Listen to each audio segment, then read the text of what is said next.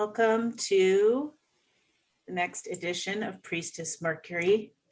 We'll begin with a grounding invocation. I welcome you to close your eyes as well if you're able, as we call upon the north, the east, the south, and the west, earth, air, fire, and water, and all of our angels, ancestors, and allies, the Priestess Mercury channel through Matt and I, and all the support for all listening, grounding us in our bodies, in the soul, in the center of Gaia, in the center of the galaxy, in the center of the universe, in the center of oneness, in the center of the smallest single cell bacteria, all the way up, all the way down. May the words flow, the message be clear, and may we all find ourselves present, clear, and here. So mote it be. So mote it be. So today we're recording on Monday, May the 10th at 11:58 a.m. Here on the West Coast in Seattle. And we've got a lot going on this month.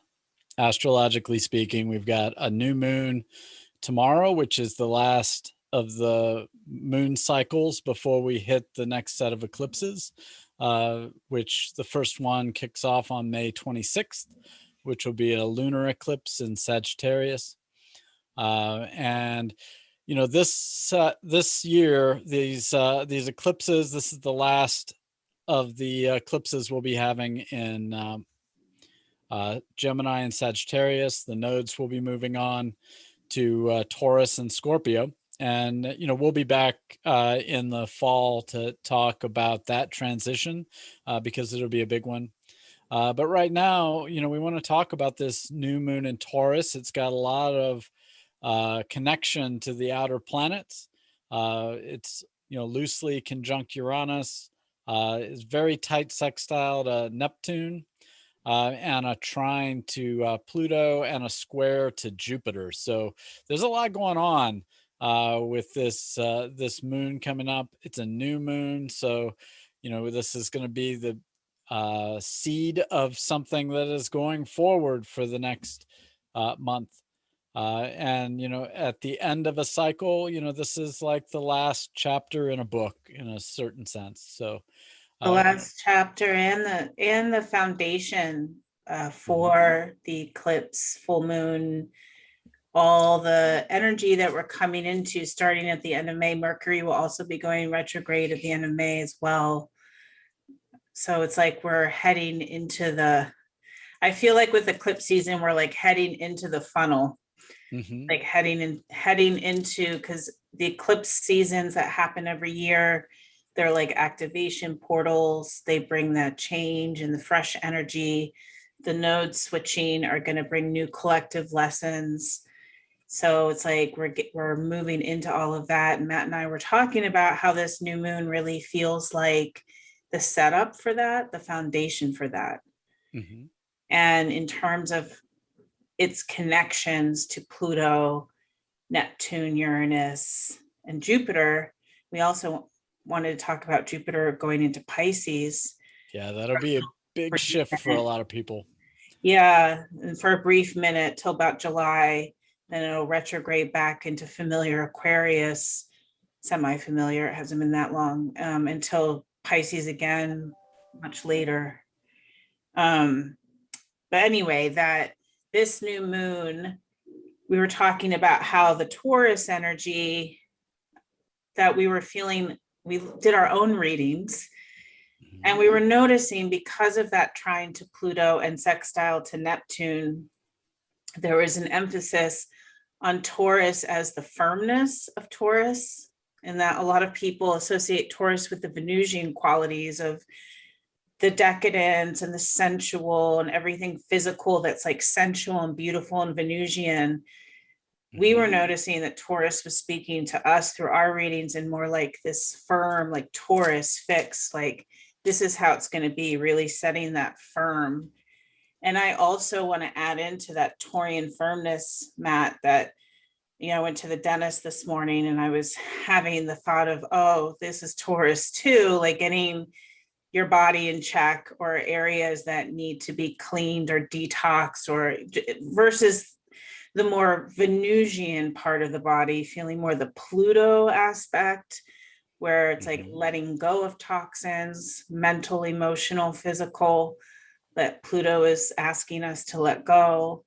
And as we were talking, that this sextile with Neptune, as you were saying, Matt, that sextile is like stoking the fires of the new moon, like bringing in this Neptunian, your highest spiritual good, your highest spiritual intention, the way that you connect spiritually in your own way, however that is, giving you that Taurian firmness to stand true in your intentions, your beliefs, wherever Taurus is in your chart, as we're also all letting go with that Pluto aspect.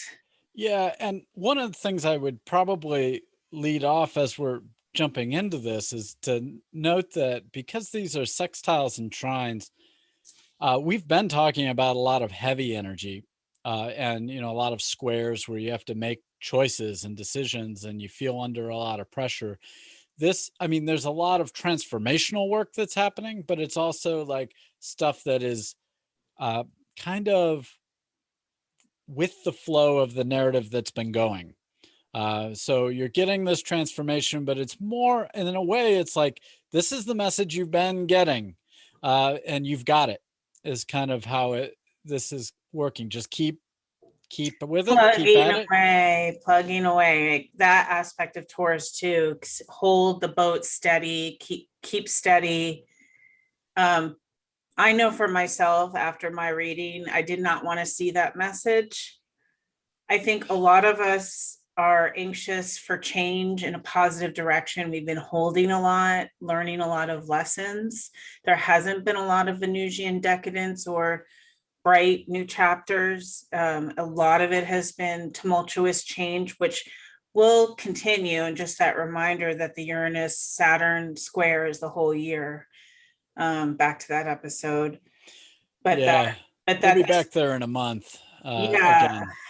But like how you're saying, Matt, that this new moon is really kind of, it almost feels, as we're hashing this out right now, like a recommitment, a rededication to the intentions you've been making the whole year, to the intentions that are already in place, but that recommitment, which can also be Taurus as well, like a married couple that has another ceremony 10 years later or whatever, like this ritual to really reaffirm. Right. And then it is reaffirming a lot of what's been going on, and also just keeping in mind that this is moving us toward that this next set of eclipses. That's where we'll see a lot of the transformation that comes out of this will show up within a month, as things start to get heavy again, but hopefully in a way that you're stepping into something, a new chapter, in a way that feels more grounded in a way, grounded in your intentions, right? Grounded in your inner tree trunk that you've built with your conscious intentions and the hard work of all the letting go you've been doing. That's that anchor, as the eclipse does bring the actual change that's showing up in the physical that you have felt coming, that we all have felt coming. And how that's like that every year with the eclipses. And also how Matt's saying that we're going to be switching nodes. We've been, and I'll just say it real brief so we can stick with a task, but we've been very much in Gemini, Sagittarius, where the big collective lesson has been around the mind. And then it's going to go more into Taurus, Scorpio, and it's going to switch to being more about the resources, soul, the body too. Soul and body. Yeah, the resources being body, money, exchanges externally, Taurus, and then Scorpio being the resource of the soul, the resource of deep relationships and the soul. That's really the Scorpio end. And just, it's really kind of that exchange of the resource, you know, and where we're sourcing. So there's going to be a big shift out of the mind. And that collectively, as the eclipses wrap up, a Gemini, Sagittarius, like very mental focus, where it's been for how long now? Have we been in these? Well, the nodes spend about Like a year and a 18 half. months, a year and a half in the sign polarities. So, and they take about 18, 19 years to get around the entire wheel. Yeah, and as you were sharing last night, Matt, that the solar eclipse after the lunar will still be a Gemini solar eclipse, but it's not going to be as impactful because the nodes will have switched, and it's going to be like, Well, so they won't quite have switched. The nodes will be at like 1 degree of Gemini at that point. I went and double okay. checked my math. So just to keep it simple for the listeners, how impactful will the solar eclipse? The lunar is going to be very impactful. It feels like enter the rabbit hole. Like, is the solar eclipse going to be as powerful? That comes. Yes. Well, the new moon part of the solar eclipse is actually going to happen in late Taurus, and then that node will be in Gemini. So there'll be a little bit of a breather from the collective lesson. So there'll probably be more of a personal impact in a way with that solar eclipse. This happens every time we get close to shifting the nodes into a different set of signs, that you get a little overlap. And when that happens, you often find that there's more of an internal personal lesson that might not necessarily be translate very collectively. Yeah, so when we get there, we'll go more into that. And when we get to the lunar eclipse and full moon in Sagittarius next podcast, we'll get more into that.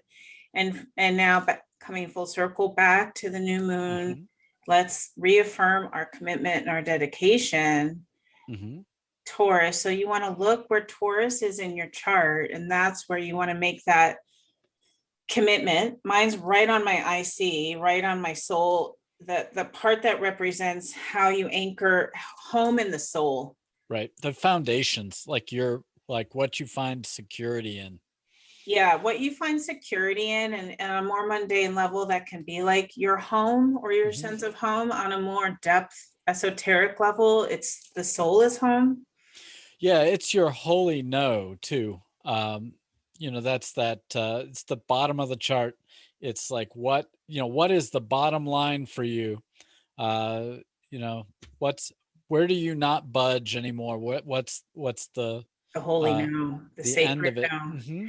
The sacred I no. also read, this is my channel, as we always encourage you to find your channel. I read the IC as the anima or animus. The inner opposite of the sex of your body, or if you're not into that, how do we talk about it? Because this isn't about gender. Well, I'm trying to understand how to. Well, think of it as the anima, the anima being the receptive qualities, kind of like we would think of as not the sex feminine, but the kind of larger psychological principle of the feminine. Let's just say yin and yang. Yeah, yin yang are another. These things are like loosely correlated, but they do for a reason. Here's the simple way to look at it. If you don't, it came from the male body, and the female body has the polar opposite invisible body on the inside. A male body has an inner female, a female body has an inner male. So whatever you identify with is the opposite. So even if you identify with not identifying. If you're fluid, then maybe your inner opposite is not fluid. Maybe Right. your inner opposite is very exact of something. Like, it's the main thing to understand. This is Jungian, and the main principle of the depth in the Jungian is that we are whole. What we present as externally has its opposite internally. That's the main thing to understand. And that you want to, and that the I read that as that internal source point. Right. And that's why the mirror becomes like an image for what we're talking about here, because when you look at yourself in the mirror, the picture that gets brought back to you is flipped around from what someone else who would be looking at you would see. And how your own ego sees yourself. So when you're looking at the IC, the way I read it, the MC is how I see myself. I have a Scorpio MC. I'm a Scorpio sun, Midheaven. So I see myself as very Scorpio, very, and I present that way. I'm super esoteric and deep. I'm a therapist, tarot, astrology. I wear black. It just doesn't get more Scorpio. So inside, the opposite, the I see, my animus is Taurus, and I've done my own visualizing because I'm a cis female identified. My opposite, my animus is feels very like cis masculine. I've seen him as a seaman alone on the sea, sturdy, like a Taurus, a sturdy, steady loner guy. That is very logical because my external me is very intuitive. So the animus is totally logical. My Midheaven, my external self, is very psychic and spiritual. This part inside of me feels very reason, logic, nature. Kind of reminds me of Darwin on his adventures on the sea, wanting to study life. Still as deep and investigative as the top half of me, the outer half of me, but more of the Taurus level of things, like scientific and nature. So that you might resonate with the if you have Taurus in your fourth house or on your IC, as well as being your inner opposite. That's going to be for the select few. And a good way to know offhand, if you don't have your chart, that it would be your rising sign. It would be how many out? It would be 4. You're dividing the chart by 4, so you have your rising sign is your first house. Your fourth house is, so like mine, I'm Aries rising, so my fourth house is Cancer. So you have a Cancer IC and a Capricorn Midheaven, which I can totally attest, as knowing Matt when he's one of my best friends, that you definitely have this outer Capricornian self. And I feel your inner Cancer, the inner self, that's so nurturing and attuning and comforting.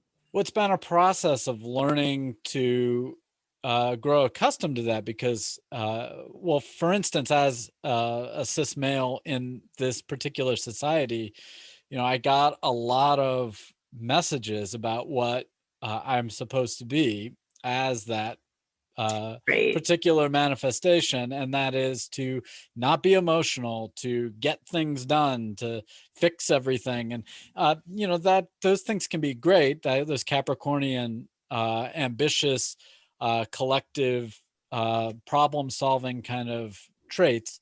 But I had in my 30s, and I had to start learning how to open up to that the inner feminine and start to learn how to listen. And I didn't really realize I wasn't doing that so well before, but it was like having these moments where you start to learn to embrace something that's not easy for you, that feels so out of whack because it goes against like what you've identify with and what the cultural narrative has taught you as well. Yeah. Or what I've been identified with. I think that's one of the big things. Yeah. I mean, and so it's no matter if you're like, Matt and I happen to be classic sort of mundane cis people. So we can't speak firsthand, but whatever, if you are not cis, you're basically marginalized, and the cultural narrative, basically you're going to be raised struggling to be yourself. So when you understand that there's that part in your midheaven, in your outer self, and in your rising sign, you know, how has your familial and cultural upbringing brainwashed you? Let's just come out and say it, because we all know that there's a lot of toxicity, and that the IC down at the bottom of the chart right there is a secret key to understanding not only who you are in your opposite, whether you fall in a marginalized or non or privileged position within the culture, that both privileged and marginalized have been given a cultural narrative that is not correct, right, that is not authentic, you know, and that is a layer on top of the layer that just naturally, which what Jung was talking about, we shadow a lot of ourselves. A lot of it's the cultural narrative and familiar upbringing, but also our psyches just naturally do that too, that there's going to be the opposite invisible, and it's getting to know your inner self as much as your outer self. So there are those couple layers, and how the IC in midheaven, and then the rising sign and the descendant can be keys to that. Right. And part of what Jung was often talking about was how, these roles that are given to us as we're growing up, and this conditioning, sometimes, what we're doing is learning how to undo that. So we're learning how not to be put in those categories, and that's part of collectively what. Yeah. So a lot of, I mean, that's the whole key of the IC. That's I guess what I'm trying to say is that when you unlock the IC and the descendant, these are kind of the inner self. Like my inner self is a Taurus Leo, and I have to say that I've never identified with any Taurus Leo traits. But since doing shadow work and discovering animus and shadow, I now identify heavily with both. I definitely have uncovered the Leo part of me that just wants to be like, look at me, world, look at my stuff, look at me, you know, and also identify the stoic explorer on the ship that wants to study sea life, you know, like metaphorically speaking. And now I identify with these aspects like Darwin and Madonna or something, you know, like that the me that hadn't done that work yet would have been like poo-pooing either projection, like, oh, you're just showing off because I haven't integrated my own desire to be a show off, or like, oh, I'm so just not logic, reason, science, and like poo-pooing it, you know. So the IC and the descendant can be keys. And that can often be a good starting point for recognizing where the shadow work starts, is when you catch yourself poo-pooing things. It's like, oh, wait, maybe I need to sit with this and figure out what's going on here. Why am I being, because really what we're doing when we're poo-pooing stuff is we're being dismissive, even though we don't intend to be.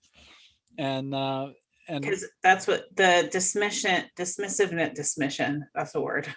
Dismission. Anyway, the dismissiveness, the dismissiveness is how you're unconsciously shadowing. You could be dismissive, you could be flippant, you could be super judgmental. These are three ways the ego is basically saying, I'm not looking inside, I'm not looking inside, nope, not safe, not good, not doing it.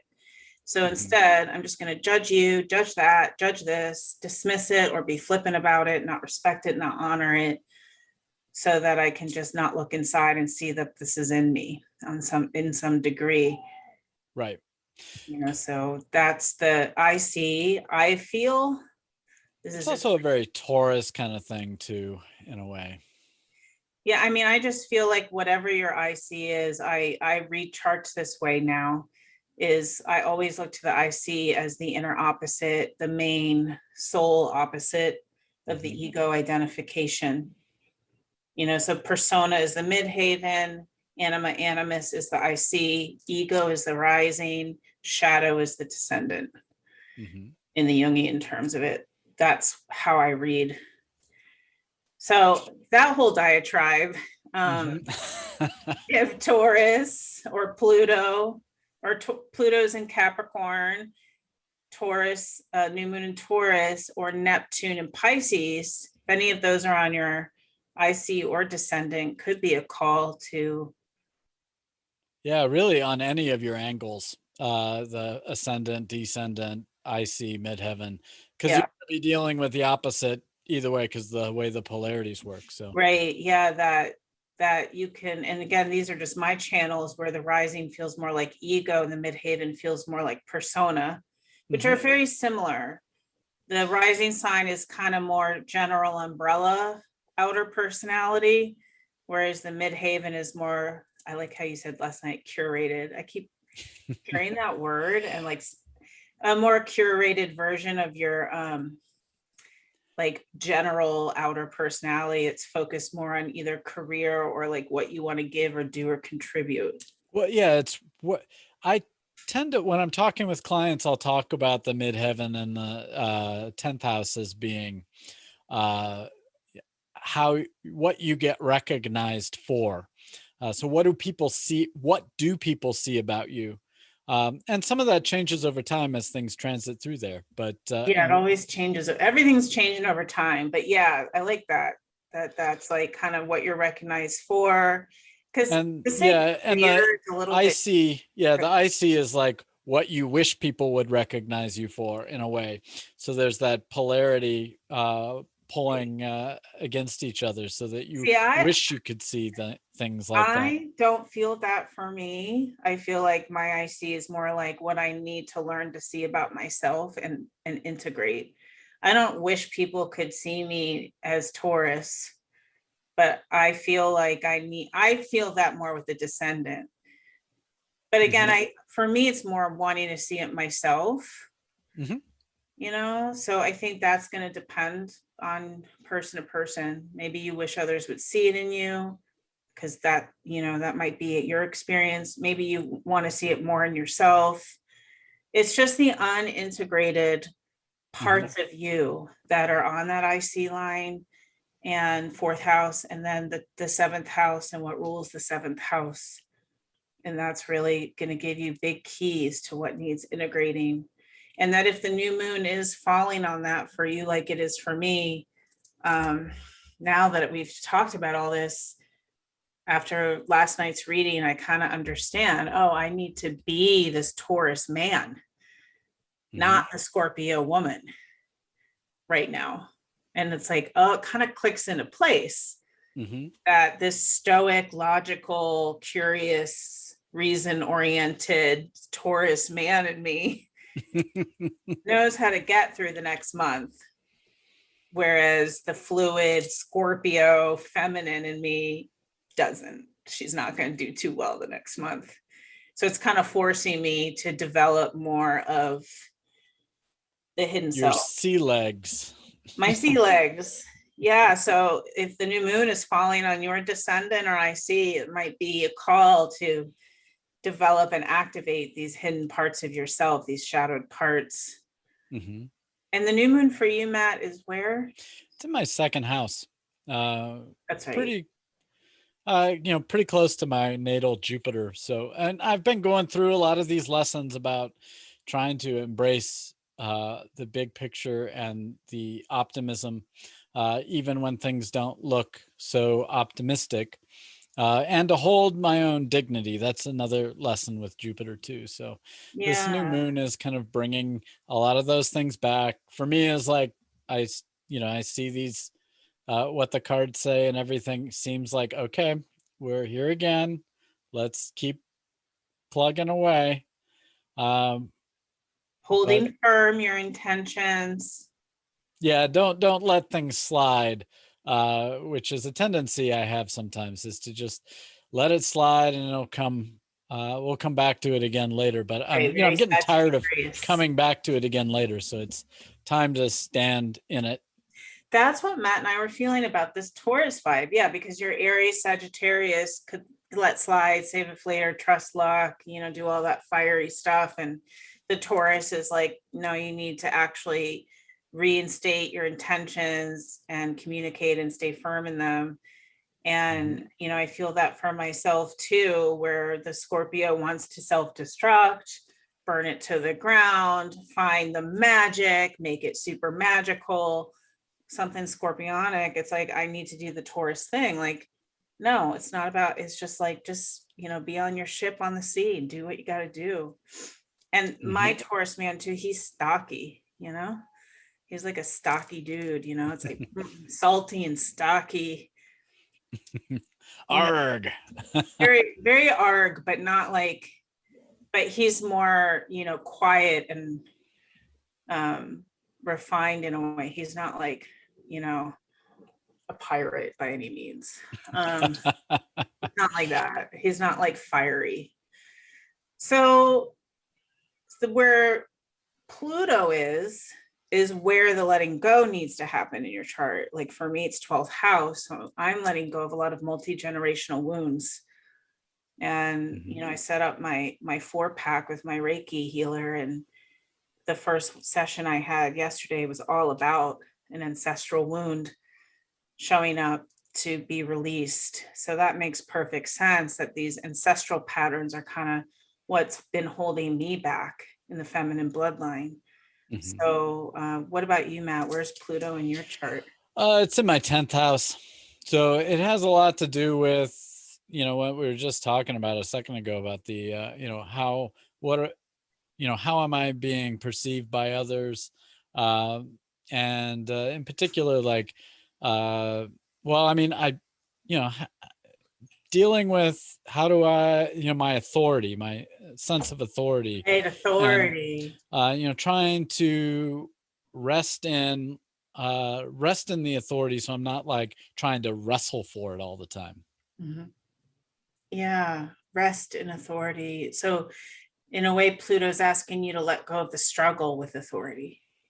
Yeah, and the inner authority in particular, like right, to just be your own leader.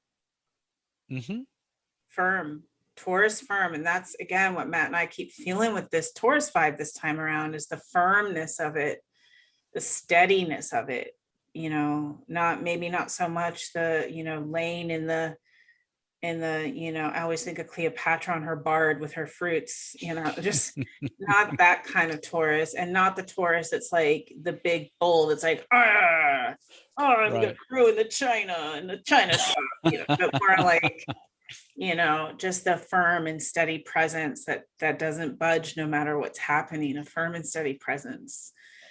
And then and then Neptune, for me, this is where we're getting stoked, like the help from oneness, stoking. So for me, that's in the 2nd house, which is kind of weird. Such a weird Neptune placement, because Neptune is like the spiritual oneness, and the 2nd house is the physical resources. But I guess my physical resources are all spiritual. I mean, my work is, I get paid for doing spiritual work. I'm covered in spiritual materials. Everything. I got like my tinctures, my oils. It's like I'm kind of surrounded in that 2nd house resource is all like spiritual. So maybe that's saying that my work with clients and all of my tools and magical offerings and supplies is the stoking, is like keeping me going.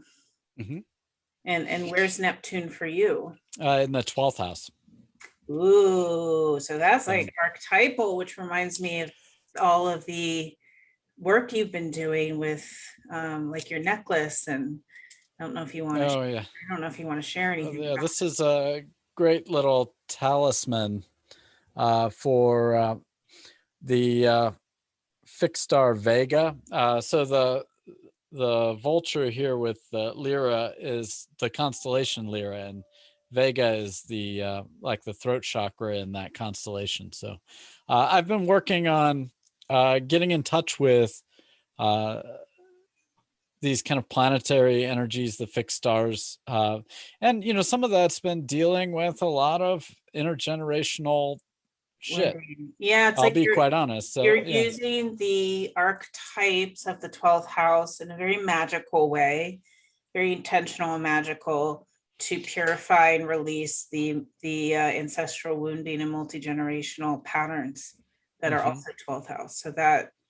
So Neptune, that's interesting that Neptune's where Pluto is for me. So it's kind of two versions of that 12th house work, whereas Neptune is probably in the 12th house for you, giving you a lot of expansion through your magical ritual work. Yeah, well, and it's also, well, there's that myth of Orpheus. I mean, this is the Lyra is the Lyra of Orpheus, who went to the underworld to try and save Eurydice and failed. Made it to the underworld and got out, but did not bring his beloved back. And so there's a lot about, going down into the depths and, dealing with disappointment and not getting what you want, and being okay with that. Yeah, doing the 12th house work is always about going to the deepest underworld. The 8th house is the personal shadow, and the 12th house is the multi-generational, ancestral, collective shadow, where all the archetypes live as well. And when you have anything going in that house or anything natally there, you're very connected to those lands, that land, and that sometimes you do retrieve a great love and bring it back, an aspect of self. Sometimes you let it go when you're down there and you don't. Yeah, or you let go of the external things that you thought you wanted. Yeah, you let go of the external things that you thought you wanted. I mean, every underworld journey is different. For those of you who have like a Aquarius or late Capricorn rising, you've had Pluto in your 12th house for a long time. Anyone with like, I don't know how late Capricorn degree, but it's intense because I've had Pluto in the 12th house forever. And until 2026, when you're late Capricorn, early Aquarius rising, Pluto, and then, Pluto's going to go into your first house, which is its own version of wherever Pluto is a lot. Neptune brings a lot of beautiful, I think, this beautiful spiritual expansion if you connect to it. If you don't connect to your Neptune, where it's at, you're going to use it. You're going to go into escapism, drugs, alcohol, food, sex, attention. You're just going to like Jim Morrison it, and it's going to be more destructive. And then Taurus would probably then just be all the physical things you're doing to destroy. And then Pluto would just be the final end you create through your escapist, self-destructive tendencies. Like the shadow, right? The shadow is you're not going to grow or change at all. You're just going to spend the next month intoxicated on whatever your Neptunian escape is, and then reaching the same bottom you've already reached. That would be the shadow. Right. So it can, you have to use the opportunity to work the magic, or like to use these energies to grow and evolve and heal, versus just follow kind of the influences of fate. Yeah. Well, I mean, fate is going to get you wherever you're at. But it's about opening up to your participation in the narrative. I mean, the way I see it, my definition is there's fate and there's destiny. Fate is what happens to you when you're not conscious and you're not consciously creating, healing, growing, evolving. Destiny is what you step into once you are. And that every choice we make is another parallel reality, is another, we can't understand the sacred math behind it all of how our consciousness is in the parallel reality it's in, because it's way bigger than we can comprehend. But what you can just understand fabulistically is that every choice you make puts you in a new reality. Right. And if you don't make the choices, or if you just let fate carry you, that's your right. There's no judgment. Again, like the oneness does not judge. It's not like you better do this or there's going to be consequences that are bad. And that might be the case where your lack of choice leads you to the same consequences, or consequences that don't feel good, but not because you're bad, Right. not because there's an external judge, but just because that's what happens when there's not growth. You just repeat. Right. Well, I mean, you're leaving yourself up to the capriciousness in a way of fate. And you're less, there's a lot of control in how we accept the things that come to us.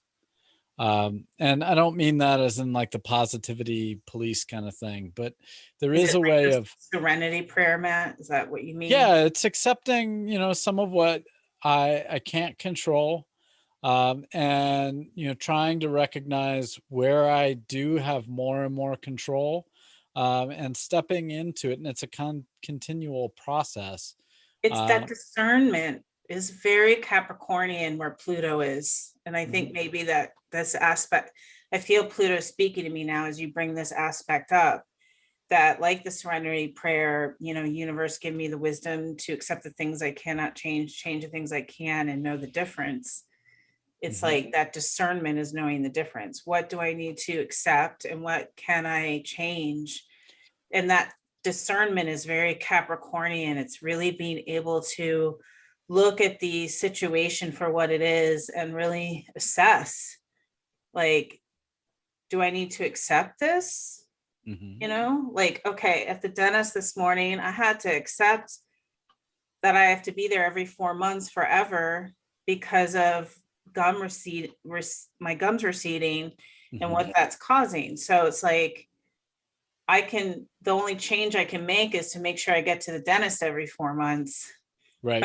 But I can't, I have to surrender and be like, all right, that's, like. Yeah, I mean, you could keep skipping the dentist, but then you'll be back at the dentist anyway. Well, and that's where fate, and that's the thing, is like when you don't make the changes that you can make because of anxiety, fear, or whatever block is there, you're just going to repeat, or your teeth are just going to decay and fall out, or you're going to just have this outcome that isn't going to feel good, isn't going to be in your benefit. Right. But when you keep putting it off, you keep coming back to it. Gosh, I'm so glad I mentioned the dentist again, because that just highlighted another aspect of, like, I did put it off through COVID and then a little bit longer, and I probably wouldn't have had to do the deep cleaning again had I not waited so long. But the reason why I waited so long is because I was afraid. And instead of facing my fear, I gave into my fear. This is a very familiar pattern for me. This is ancestral. It's Pluto 12th house. Both of my parents are high level fear. I think probably down the bloodlines. Fear, not an adventurous, bold bloodline, Right. And we live in a very fearful culture. Like, you don't really have to look very far to see how afraid everyone is all the time. So it's in the culture, but I really feel it in this 12th house way, in the ancestral. Like, the fear that I naturally have always had is not mine. It's the bloodlines. And I've spent my whole life victim to it. In my youth, when I had severe anxiety and PTSD. As an adult, I've healed from those things, but now I have this huge consequence from being afraid of the dentist. And like, the whole theme has been facing fear. And I'm just making the connection now that this is ancestral because of the Pluto 12th house, and so the wisdom to know the difference. If it's fear, you got to face it, in the right amount for me, So it's really powerful where Pluto is and working with Pluto, because it's like, and then connecting it with my stoic inner man, my Taurus inner man. He is not afraid, this guy. Like, he is so stoic and strong, and like not strong in, the patriarchal point. He's not like insensitive and, removed from feeling. He's just, this is what it is. Face it. Just put one foot in front of the other. and you'll Yep. get through it just like I do. Just like when I spent 3 years on the sea all by myself, studying the patterns of the sky, Hmm. like that's how it's working. Pluto is like showing you, where your fears, anxieties, roadblock, where all, blocks are always fear and anxiety, Right. essentially. So wherever Pluto is in your chart, that house that it's in and what it's aspecting is really showing you what you need to let go of, how you need to walk through. And sometimes letting go, like for me, letting go is facing fear. For Matt, letting go is being a firm inner authority. Mm-hmm. So letting Well, go. it involves a little bit of facing fear too, but yeah, it's Yeah, well, I guess definitely, fear is always at the root, right? yeah. So for you, it's facing fear and holding firm in your authority. For me, it's facing fear and taking these steps. Mm-hmm. And maybe that's the second house part with Neptune for me too, with the body. All that body stuff is so scary, like Mm-hmm. teeth, gums, bones. Yeah. Well, I mean, and the houses that Saturn rules often tend to bring up fear as well as the other things in the houses, because Right, that's good to note. yeah, Whatever house Saturn rules. which would So be wherever Capricorn and Aquarius are in your yeah, chart, whatever pretty house, much. yeah, Capricorn Aquarius is where there's going to be more of that karmic fear. Mm-hmm. Yeah. It's so now as we've hashed this out a lot more, like we're really kind of succinctly getting to the root of like this new moon is about firmly facing fear and doing the thing you're afraid of. And Mm-hmm. that the spiritual stoking, that spirit is with you. However you see spirit, God, goddess, Jesus, universe, nature, being, it doesn't matter. It's the transpersonal, whatever is beyond the self. That Mm-hmm. part can nourish you right now, can bring ease, can bring grace, can bring nourishment, can just help you like face. Yeah. Well, and it can also, invigorate that firmness Yeah. that you're dealing with in Taurus, that's getting awakened by this kind of spiritual uh, connection that Neptune represents. I think also like the way that invigoration, I think for me is the same thing as nourishment. I think for me, nurturing is invigorating. Mm-hmm. Yeah, uh, it is. Versus maybe a more like, go get him, tiger, or like Well, whatever. I mean, if you think about how food works, that's really what it does. It like invigorates the body, it breaks apart and goes to feed the different parts of the body. So it is a pretty intense biological process.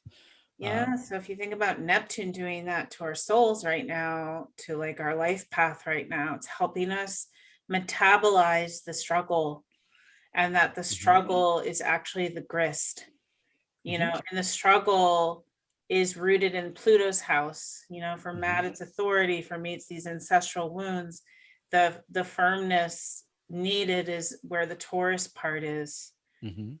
For Matt, it's in your physical resources and with Jupiter and staying expansive there. And for me, it's this Taurus man inside of me, Mhm. and which is actually a huge part of me that I need to bring up from the shadow. And then Neptune, wherever that is where you're getting the metabolizing help. So Mhm. for me, it's in the physical resources. And um, where's your Neptune? I just blanked. Where's Neptune? 12th house. Oh, right. So for you, it's your magic work. And Mhm.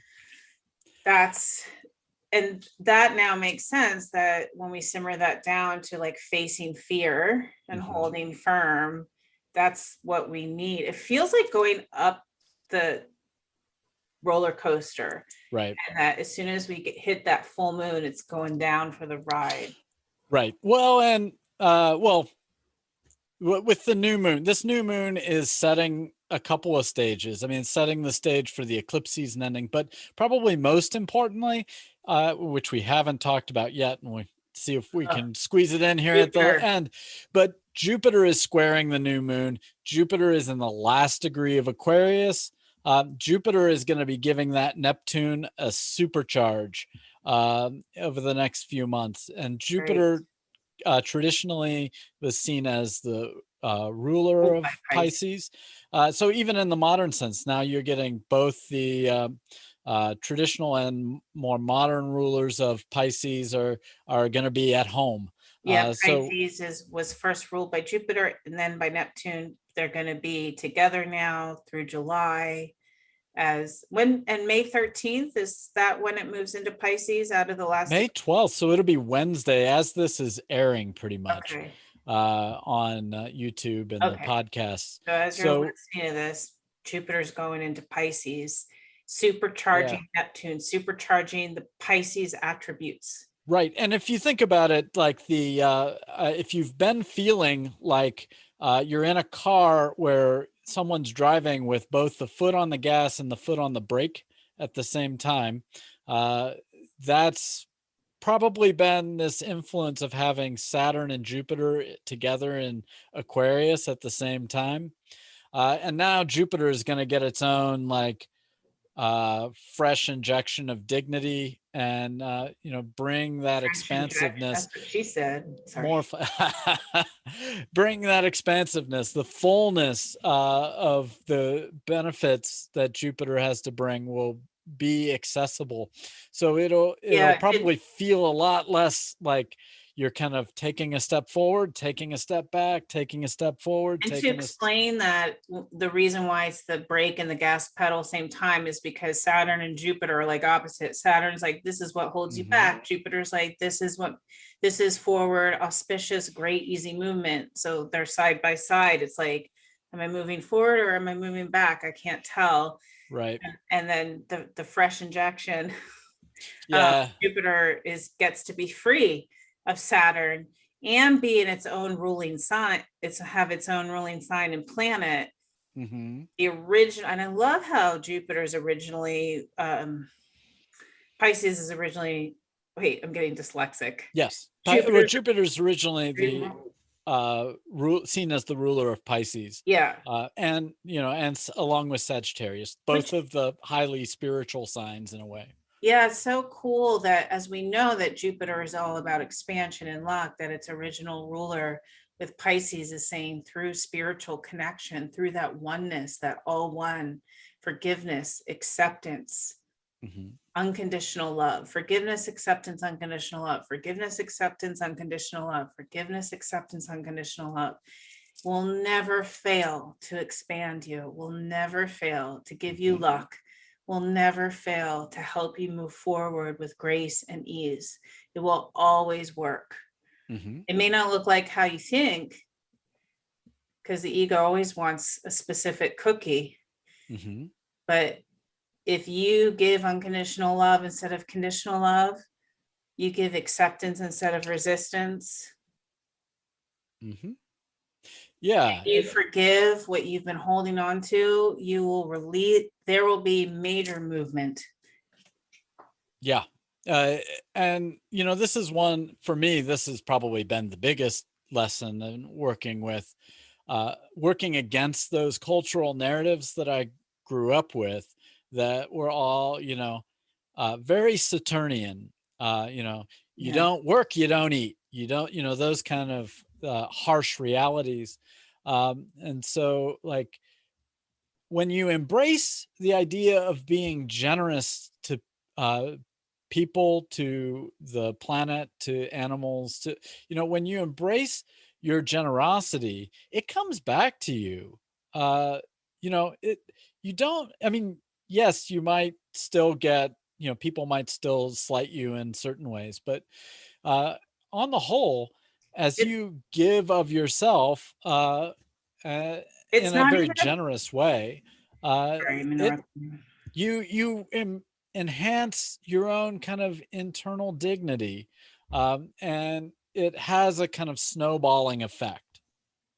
Yeah, the snowballing effect of your internal dignity puts you in vibrational match with others that are doing the same.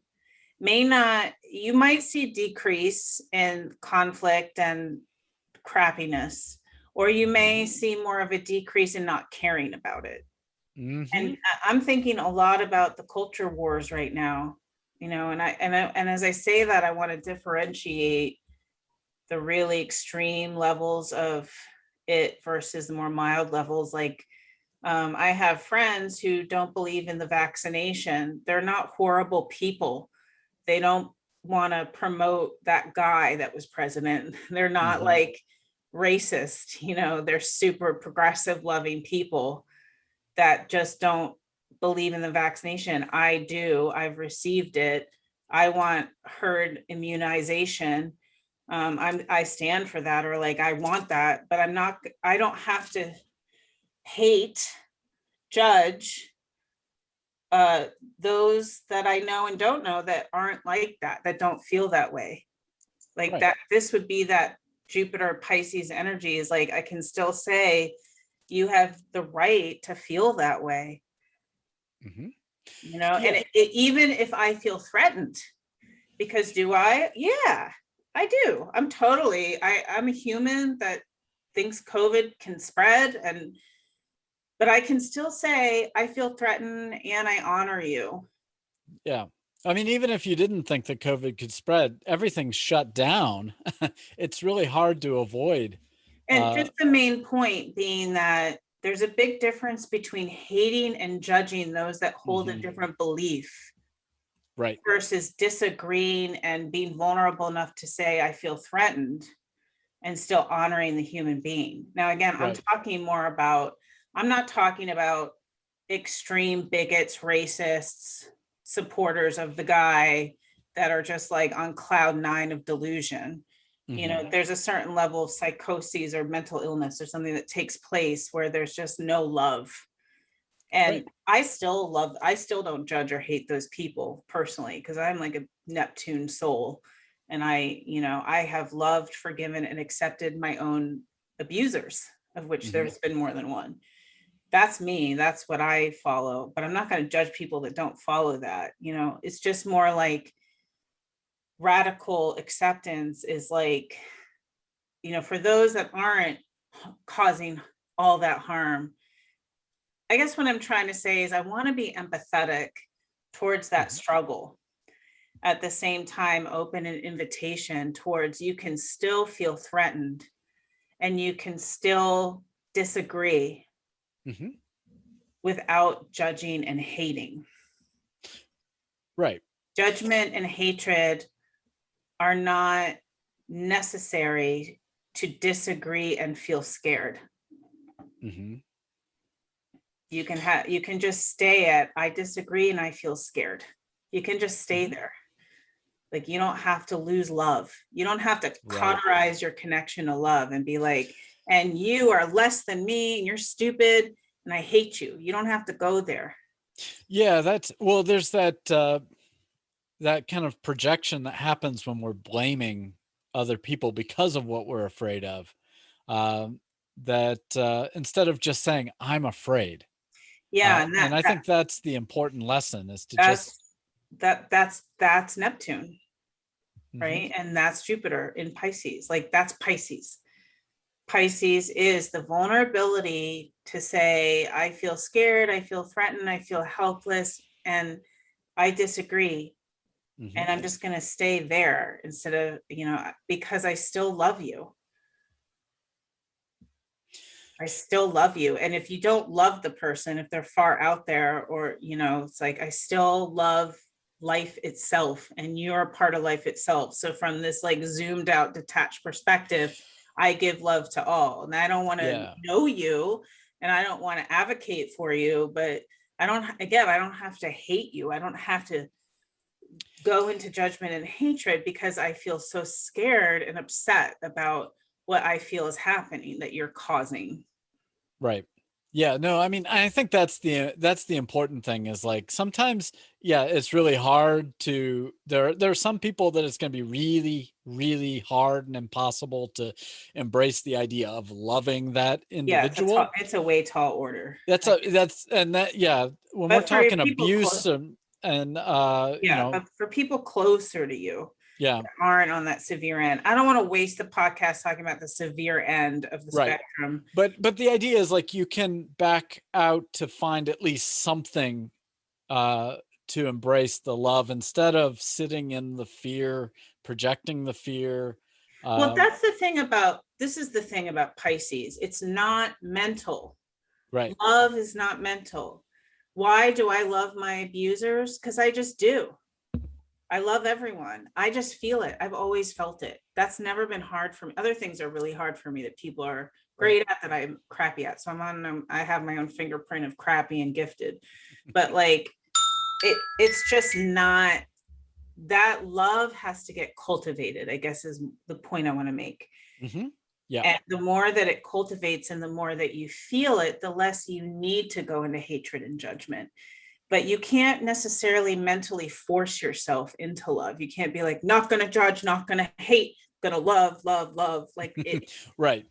It doesn't really work that way. But if you do your own work, you do your own shadow work, you do your letting go, you empower, you do your own work on yourself, the love naturally gets uncovered because it's in there, or it gets developed because maybe it's never been in there, but you're learning how to cultivate it through caring for yourself. Or, yeah. Care for yourself. Spiritual practice is another. Yeah. Just, start with things that are easier to focus love on and go from there and get yourself in a practice of loving that's not stuck in the mind where you have to. That's the main takeaway. So we honor the bell is you can't mentally force yourself to love. Cultivate a practice or practices. And I do recognize the tall order I sometimes can come from when speaking, and glad that you were able to come in with that and like tone it down. Like just meet yourself where you're at, as like 5% more, 1% more. Baby steps, as Bill Murray. Baby steps to cultivate more love in your heart, more open heart. Right. Cleaning the heart, purifying the heart. It's a felt experience. Mm-hmm. And on that, we're going to take baby steps towards the next podcast. So until next time, check out our websites, book readings with us, or drop us a note. Let us know, what you like about the show, what you want to talk about. We want to hear from you. Priestess Mercury podcast at gmail.com. You can leave comments in the YouTube. Until next time, we're here for you. Lots of love and blessings.